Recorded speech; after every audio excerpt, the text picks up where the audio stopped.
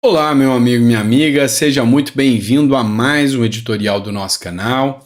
Editorial número 2. Que Deus te dê uma mesa farta, repleta de bênçãos para você, para toda a sua família, que nunca lhe falte o pão de cada dia. Bora lá, a gente tem muita coisa para falar nesse editorial aqui. Uma delas é o avanço do processo de impeachment contra o ministro Barroso por causa das falas políticas dele. A gente também vai discutir aqui uma reportagem que foi publicada por um jornalista português, tecendo críticas ao atual presidente da República, Luiz Inácio Lula da Silva. Tudo isso a gente vai discutir ainda nesse editorial. Então, muita atenção, não esqueça de se inscrever, curtir, compartilhar, mande para mais pessoas e se inscreve aí, tá bom? Bora começar? Vamos lá? Olha só essa matéria aqui da Jovem Pan. Oposição avança contra Barroso e Rodrigo Pacheco tenta baixar a temperatura. Tem uma ala aí que diz que Pacheco deveria tomar uma postura contra o Barroso. Porque uma vez que já tem se quase acertado que a segunda cadeira do STF vai para Flávio Dino. Então, o Pacheco vai ficar a ver navios. Então, se ele dá entrada no processo de impeachment contra Barroso, pode ser que o Barroso saia do STF, que, segundo uma matéria, inclusive, da própria Folha de São Paulo, ou do Estadão, se eu não me engano, o Barroso, com as falas e a atuação política dele, vem incomodando o próprio STF, que falou em off para o Estadão que já não concorda com as falas que só estão servindo para atrapalhar ainda mais a imagem do Supremo Tribunal Federal perante a população brasileira. Então, pode ser que esse impeachment do Pacheco não caísse mal e Pacheco assumisse a vaga do ministro Barroso. Isso não passa de uma teoria, tá? Uma teoria, talvez conspiratória ou não, mas a política brasileira você já viu como ela é. Ela é bruta, é sinistra. Então, de acordo com as falas do Barroso, o senador Jorge Seife está correndo atrás para conseguir assinaturas e a pressão sobre o Pacheco para que o impeachment ande. O senador Jorge Seife já reuniu 12 assinaturas de senadores e 77 de deputados para o apoio ao pedido de investigações contra o ministro Luiz Roberto Barroso, do STF, por sua fala contra o bolsonarismo durante o Congresso da UNE. A denúncia, que poderia ser apresentada por qualquer cidadão, será protocolada na próxima quarta-feira, dia 19 de julho, às 10 horas, em ato previsto para ocorrer em frente ao gabinete do presidente do Senado. Caberá a Rodrigo Pacheco, após a análise técnica, acolher ou não o pedido.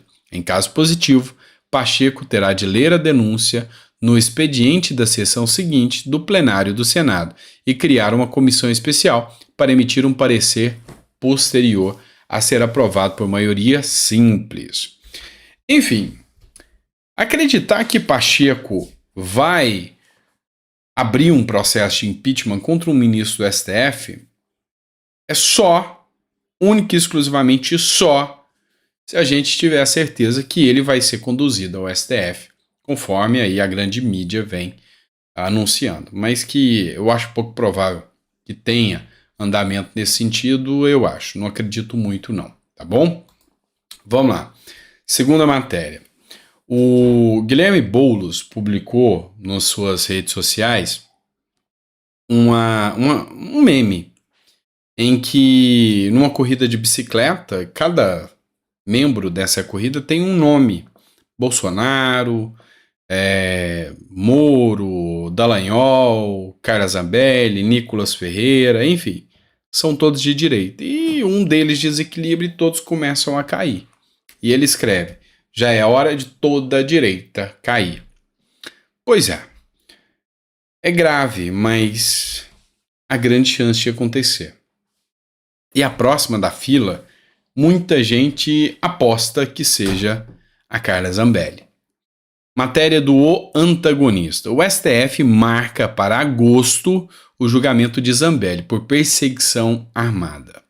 O STF marcou a data para julgamento para julgar se torna a deputada Carla Zambelli ré pela perseguição armada na véspera do segundo turno das últimas eleições que aconteceram. Vamos lá. O que aconteceu? Só para você refrescar a memória. A Zambelli, durante a campanha eleitoral, ela foi ofendida por um militante de esquerda.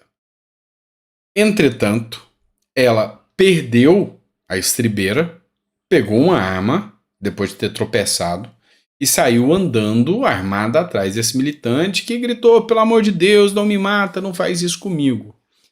Isso aí teve uma repercussão extrema, mas foi um ato de tanta insanidade por parte da Zambelli, e vocês me desculpem que eu não estou aqui para passar pano para ninguém, que realmente até o Bolsonaro deu uma manifestação, o próprio Valdemar da Costa Neto e também o Ciro Nogueira falaram, a Zambelli ferrou ainda mais com a campanha do Bolsonaro.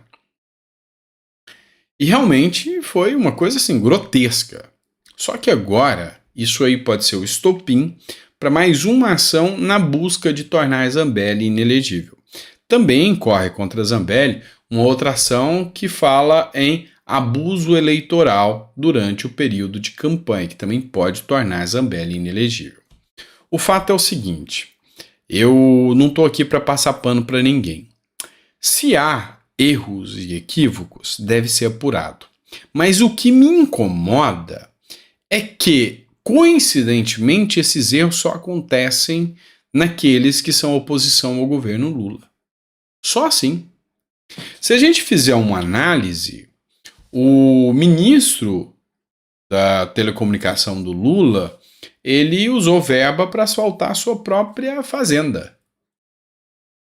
Tá por isso mesmo.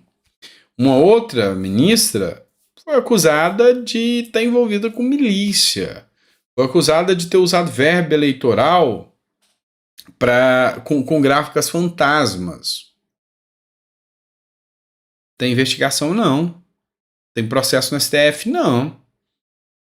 Tá por isso mesmo. E nem vai ter. Então o que me incomoda não é passar pano para a direita dizendo, não, mas se é da direita, eu duvido. Não, a direita não cai. Não é isso que eu vou fazer. De jeito nenhum, nunca.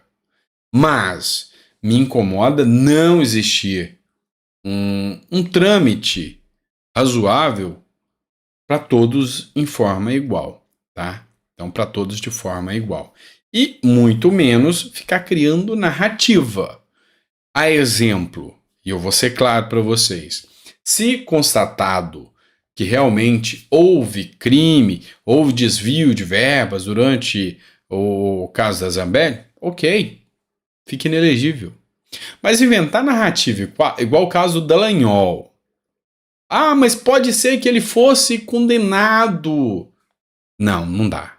No caso do Bolsonaro, teve uma reunião com embaixadores, questionou o pleito eleitoral. Beleza, mas aí veio o Dino com várias matérias ali, várias postagens do Twitter. Fica por isso mesmo. Isso é o que incomoda, tá? Isso aí é o que incomoda qualquer pessoa sã.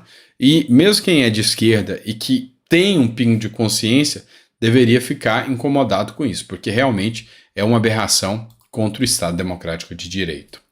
Vamos lá, mais uma matéria para vocês. Uma publicação do deputado Ricardo Arruda trata de um jornalista português que fez duras críticas à gestão do governo Lula. E eu queria que vocês ouvissem. Muita gente parabenizou o jornalista, deu os parabéns para ele. Muitos outros criticaram e falaram que ele, como português, ele não tem que dar palpite aqui. Mas eu quero que vocês ouçam e deixem o comentário de vocês, tá bom? É mais um episódio sombrio na história do Brasil. Bolsonaro é o primeiro ex-presidente a ficar inelegível para se recandidatar sem ter cometido nenhum crime, sendo afastado por mera jogada política do Poder Judicial, que assim afasta aquele que é considerado o mais popular presidente da história do Brasil.